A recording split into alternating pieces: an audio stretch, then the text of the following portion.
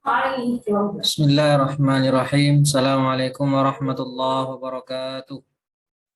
Alhamdulillah wassalatu wassalamu ala Rasulillah wa ala alihi wa ashabihi wa mawala amma ba'd.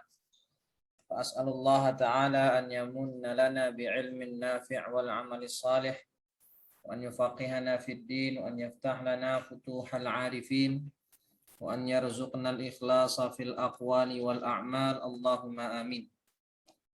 Ma'asyiral muslimin, a'azzani Allah wa iyyakum.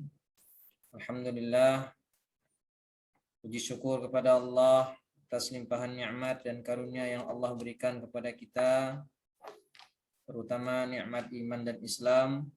Salawat dan salam tak lupa kita curahkan buat Nabi kita Muhammad sallallahu alaihi wasallam beserta keluarga beliau, sahabat dan orang-orang yang selalu mengikuti jalan beliau hingga akhir zaman. Amin amin ya rabbal alamin.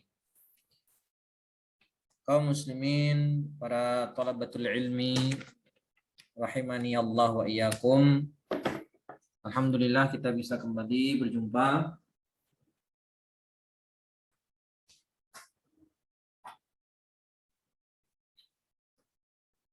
melanjutkan materi kita sebagaimana biasa di setiap Sabtu sore, yaitu membahas qawaid al-fiqhiyah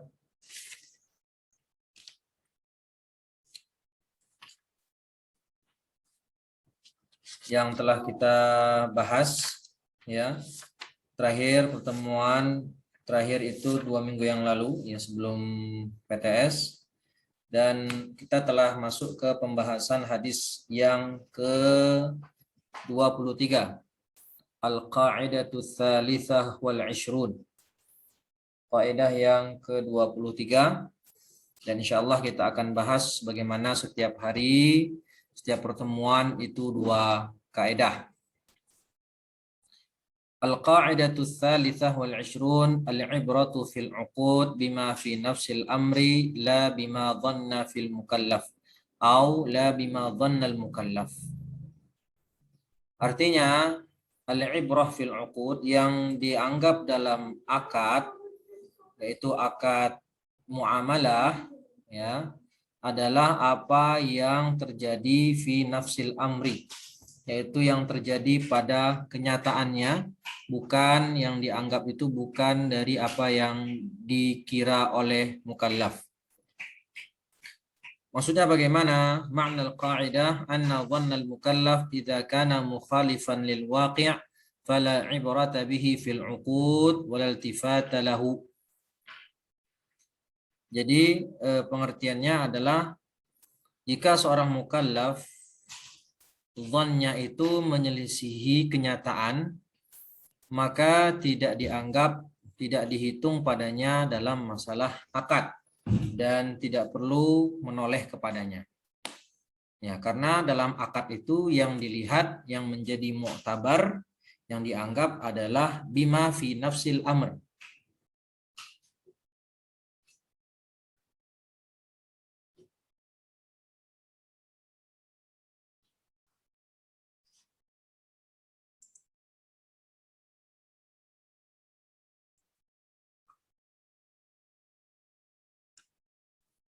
Taib, ya. Jadi yang dianggap itu bima fi nafsil amr, dan bukan yang dianggap itu apa yang ada dalam dhannya mukallaf, apa yang dikira oleh seorang mukallaf.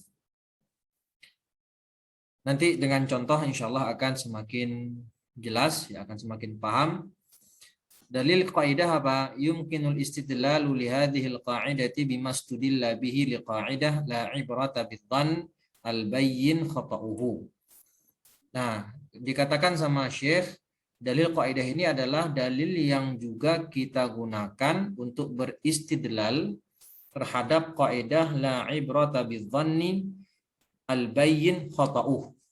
Ya, itu ada di halaman 63, ya, bisa dilihat sekilas. Ya, dalilnya itu sama dengan kaidah la ibrata bidhannil bayyin khata'uhu. Dalilnya Allah Ta'ala berfirman, wa inna dhanna la yughni minal haqqi syai'a, Dan wajul istidlalnya adalah annal asla huwal amalu bil yaqin. Hukum asalnya kita beramal dengan yang yakin, wa huwal haq, dan itulah yang benar, wa innama yuntaqalu ila dhanni inda adamil yaqin, dan kita boleh berpindah dari yang derajat yakin kepada yang di bawah yakin itu kalau tidak ada inda adamil yaqin. Jadi kita berpindah beramal dengan dhan jika tidak ada yang yakin. Amma ma'a wujudil yaqin fadhannu la yughni syai'an. Tapi kalau selama ada perkara yang yakin, maka dhan itu tidak dibutuhkan sama sekali. Ya, ala kulli hal, dalil yang dipakai untuk kaidah la ibrata bidhanni al-bayyin khata'uhu itu juga dalil yang sama digunakan untuk kaidah ini. Lalu bagaimana praktek ya kaidah, penerapan kaidah ini dalam contoh?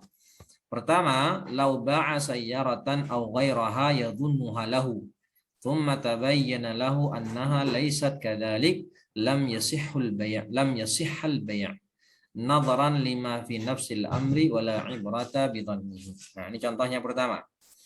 Kalau ada seseorang menjual mobil atau yang selainnya, ya mungkin menjual rumah atau menjual pakaian atau baju atau yang lain, ya menjual suatu barang, yadhunnuha lahu, dan dia mengira barang yang dia jual itu adalah barangnya, ya. Jadi dia menjual suatu barang, dia mengira yadhunnuha, dia mengira barang yang dia jual itu adalah miliknya. Tsumma tabayyana annaha laysat kadzalik. Ternyata kemudian terbukti kalau barang yang dia jual itu adalah barang milik orang lain. Dan dalam jual beli, di antara syarat sah jual beli adalah apa? Barang yang diperjualbelikan haruslah milkut tam, barang yang dia miliki. Ya, la tabi' ma laisa indak, kata Nabi. Janganlah engkau menjual barang milik orang lain. Ya, jadi itu syarat sah jual beli, harus kita menjual barang milik kita. Nah, dia awalnya mengira itu barang punya dia, ternyata di kemudian hari jelas kalau barang itu bukan miliknya. Ya, annaha laysat kadzalik, barang itu bukan seperti yang dia dzankan, artinya barang milik orang lain, maka jual belinya tidak sah, lam yasihhal bay'. Ya, lam yasihhal bay'. Nadharan lima fi nafsil amr. Melihat, kenapa tidak sah? Melihat apa yang terjadi pada fakta, fil waqi', pada menurut zon penjual itu barang dia, tapi faktanya bukan barang dia. Maka sebagaimana kaidah la ibrata al ibrah fil uqud bima fi nafsil amr la bima dhannal mukallaf, maka akadnya menjadi tidak sah karena pada faktanya barang itu bukan miliknya dan tidak dianggap zonnya. Contoh yang kedua, lau ba'a dara muwarrithihi dhannan hayatahu fabana maitan sahal bay' ditabayyana annahu milkuhu. Ya, ditabayyuni annahu milkuhu. Nah, ini kebalikannya. Ada seseorang menjual rumah warisan, menjual rumah ahli warisnya. Dara muwarrithihi. Ya, misalnya ada seorang anak menjual rumah ayahnya, ya menjual rumah ayahnya, dan dia mengira dalam zonnya, dalam perkiraannya ayahnya itu masih hidup ketika dia melakukan transaksi jual beli, yaitu ketika menjual rumah ayahnya itu dia masih mengira ayahnya itu masih hidup. Ternyata kemudian ketahuan kalau ayahnya sudah lama meninggal dan rumah tadi telah menjadi milik dia secara warisan. Maka apa hukum jual belinya? Sah apa tidak? Sahal bay'. Karena faktanya ketika dia menjual barang tadi, rumah itu sudah menjadi miliknya. Meskipun tadi dia mengira rumah itu masih milik ayahnya, karena mengira ayahnya masih hidup. Ternyata faktanya berkebalikan dari apa yang dia yakini, apa yang dia sangka. Ternyata rumah itu ayahnya sudah meninggal dan rumah tadi sudah menjadi milik dia sebab warisan. Maka jual belinya sah. Contoh yang ketiga, lau zawwajal waliyu ghairal mujbir, ya, ghairal mujbir mauliyatahu wa kanat qad adzinat wa lam yablughul idzn sahha zawaj li anna al-ibrata fil uqud bima fi nafsil amr. Nah, kalau ada seorang wali yang tidak mujbir, al-waliyu ghairul mujbir, wali yang tidak boleh memaksa anak perempuannya untuk menikah. Jadi dalam mazhab Syafi'i, apa hukum ijbaru zawat alal bikr? Apa hukum memaksa wanita atau anak gadis al-bikr untuk menikah? Itu hukumnya diperbolehkan. Ya, dengan syarat yang menijbar, yang memaksa itu adalah ayah atau kakek. Udah itu doang, nggak boleh yang lain. Ya, saudara laki-laki nggak ada hak untuk mengijbar. Kemudian paman nggak punya hak untuk mengijbar. Maka yang boleh mengijbar, yang memaksa, tentu dengan syarat dan ketentuan yang berlaku ya dalam pembahasan fikih.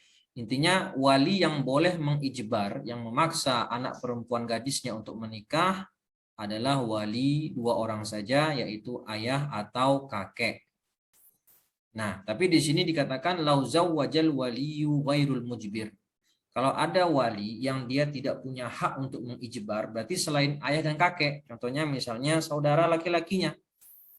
Ya, ada saudara laki-lakinya itu menikahkan kakak perempuannya, ya, menikahkan kakak perempuannya. Dan sebenarnya kakak perempuannya itu sudah pernah menyampaikan kepada orang lain kalau dia mengizinkan adiknya ini atau saudari laki-lakinya ini untuk menikahkannya atau untuk menjadi walinya dalam pernikahan. Tapi kakak perempuannya ini ngomong, artinya misalnya nama kakak perempuannya Fatimah, terus nama saudari laki-lakinya adalah Furqan. Nah, si Fatimah ini pernah menyampaikan ke orang lain, saya mengizinkan Furqan untuk menikahkan saya. Padahal Furqan itu statusnya saudara laki-laki dan dia bukan waliyu mujbar. Bukan wali yang berhak untuk mengijbar. Karena yang berhak untuk mengijbar hanya dua, yaitu ayah atau kakek. Tapi suatu hari si Fatimah pernah menyampaikan kalau dia mengizinkan si Furqan, saudara laki-lakinya, untuk menikahkannya dengan orang lain. Menikahkannya dengan laki-laki. Tetapi pernyataan si Fatimah itu belum terdengar atau belum sampai ke telinganya Furqan. Lalu Furqan ketika ada orang melamar tanpa sepengetahuan si Fatimah, lalu menerima lamaran orang tadi dan menikahkannya dengan orang tadi. Aku nikahkan engkau dengan saudari perempuanku, kata Furqan. Nah, dalam benak Furqan, dia menikahkan kakaknya itu tanpa sepengetahuan kakaknya atau tanpa seizin kakaknya. Itu dalam benak Furqan. Kenapa? Karena si Furqan belum mendapatkan kabar ya bahwasanya Fatimah sejatinya sudah mengizinkan Furqan untuk menikahkannya dengan laki-laki ketika untuk menikahinya. Nah, ini kan berarti faktanya adalah apa? Faktanya Fatimah sudah mengizinkan. Tetapi yang ada di zonnya Furqan belum mengizinkan. Maka sah nggak akad nikahnya? Jawabannya sah nikahnya. Akad nikahnya sah. Kenapa? Di annal ibrah fil uqud bima fi nafsil amr. Karena yang ibrah yang dianggap dalam akad itu adalah apa yang tampak pada faktanya. Apa yang terjadi pada kenyataannya. Bukan yang ada pada zon mukallaf. Lalu contoh yang keempat ya supaya tambah jelas, lau uqidaz zawaju bi rajulaini masturain fabana aqlain. Sahha zawaju i'tibaran bima fi nafsil amr. Nah, ini bicara tentang pernikahan. Jika ada akad nikah yang dilaksanakan dan saksinya itu dua orang laki-laki tapi statusnya mastur. Jadi kan kalau kita membahas fikih nikah, akad nikah itu syarat rukunnya ada 5. Zaujun, suami, zaujatun, istri, wali, kemudian 2 saksi, syahidan, dan yang ketiga sighah, akad, ya lafaz akad. Nah, ketika ada akad nikah, lalu dibawakan 2 saksi. Nah, saksi laki-laki ini statusnya apa? Kan saksi itu ada 3 jenis, ada yang adil, ada yang fasik, ada yang mastur. Mastur itu tertutup. nggak tahu dia ini adil atau fasik. Nah, itu maksudnya mastur. Itu maksudnya mastur. Jadi jika ada akad nikah, lalu yang menjadi saksinya adalah dua orang laki-laki, tapi tidak diketahui apa? Tidak diketahui dia itu fasik atau adil, masih ngambang gitu. Ternyata setelah itu fabana adlain. Kemudian terbukti kalau dua laki-laki ini adalah laki-laki yang adil, maka akadnya adalah sah. Sahha zawaj. Ya, sahha az-zawaj.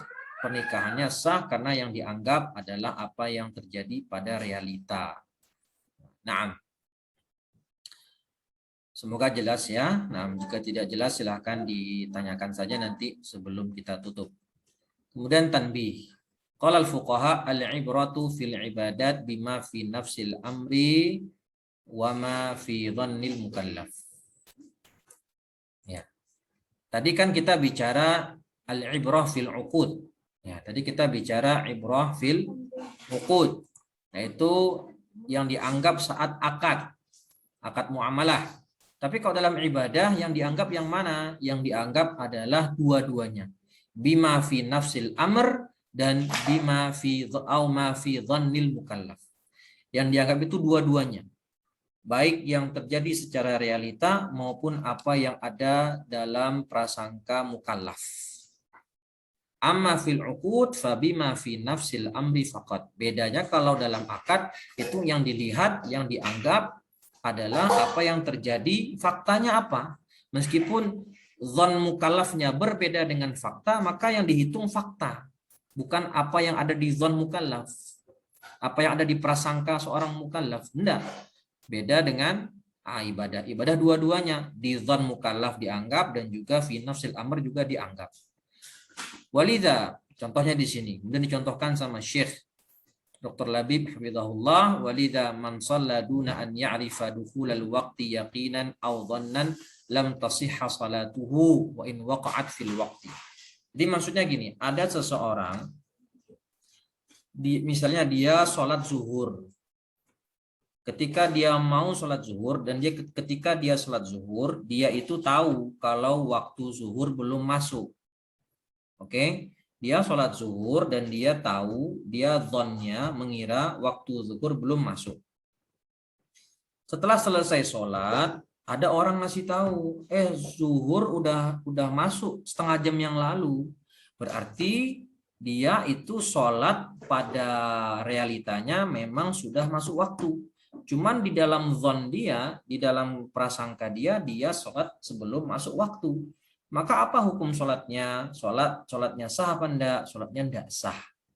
Karena secara dhonnya dia mengira belum masuk waktu. Meskipun secara fakta dan realita dia sholat sudah pada waktunya. Nah, makanya dihitung enggak sah. Karena al-ibrah fil ibadat bima fi nafsil amr wa ma fi dhannil mukallaf. Contoh yang kedua, lau tawaddu'a bima'in yadhunnu annahu laisa ma'an mutlaqan batala tahuruhu au tuhuruhu wa in bana mutlaqan. Nah, contoh yang kedua, ada orang mau berwudu, misalnya masuk kamar mandi lihat ada ember. Dia dalam zon dia, dalam sangkaan dia, air yang ada di ember itu adalah air musta'mal, bukan air mutlak. Ya, kalau air musta'mal kan itu air yang tahir. Tahirun li nafsihi wa ghairu mutahhirun li ghairihi, kan gitu dalam pembahasan anwa'ul miyah. Nah, dia mau berwudu menemukan air dalam ember. Nah, dia prasangkanya, sangkaan dia air itu air musta'mal. Lalu dia tetap berwudu meskipun dia itu menyangka air itu air musta'mal, berwudu dia. Setelah habis berwudu, barulah ketahuan, misalnya mungkin ada orang yang ngasih tahu, baru ada yang ngasih tahu ternyata air yang dia pakai untuk berwudu tadi ternyata bukan air mustakmal tapi air mutlak, air tohur, suci lagi mensucikan. Nah, apa hukum wudunya? Hukum wudunya tetap tidak sah, wajib dia mengulangi. Kenapa? Karena dia ketika berwudu, zon yang ada di dalam dirinya mengatakan kalau itu air mustakmal, padahal air mustakmal bukan buat bersuci, nggak sah untuk bersuci. Tapi ketika habis berwudu, ada orang bilang, itu bukan mustamal, itu air suci, air tahur. Berarti kamu tadi wudu dengan air tahur. Nah, faktanya ternyata airnya air tahur, suci mensucikan. Nah, bagaimana hukum wudunya? Ya nggak sah juga. Kenapa? Karena al-ibrah fil ibadat bima fi nafsil amr wa ma fi dhannil mukallaf ma'an. Jayid. Tadrib, ya, tadrib. Ada contoh latihan di sini. Lau dafa'a zakata malihi au kaffaratan liman yadhunnuhu faqiran au miskinan fabana khilafu dzalik. Kalau ada orang bayarkan zakat kepada seseorang yang dia mengira orang tadi termasuk mustahik zakat, ya, mungkin dia orang miskin atau orang fakir, ya.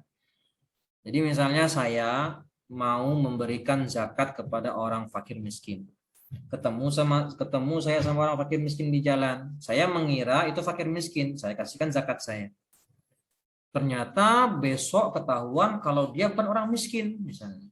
Dia adalah orang yang kaya raya tapi pura-pura menyamar sebagai orang miskin. Maka apa hukum zakatnya? Ya batal, nggak sah. Harus kita ambil lagi, kita minta lagi zakat kita yang kita bayarkan kepadanya. Ya.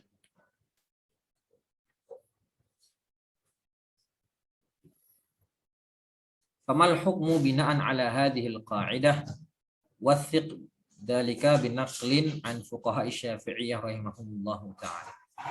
Nah, ya ini pembahasannya ada dalam kitab fikih, ya, ada dalam pembahasan dalam kitab fikih. Nah,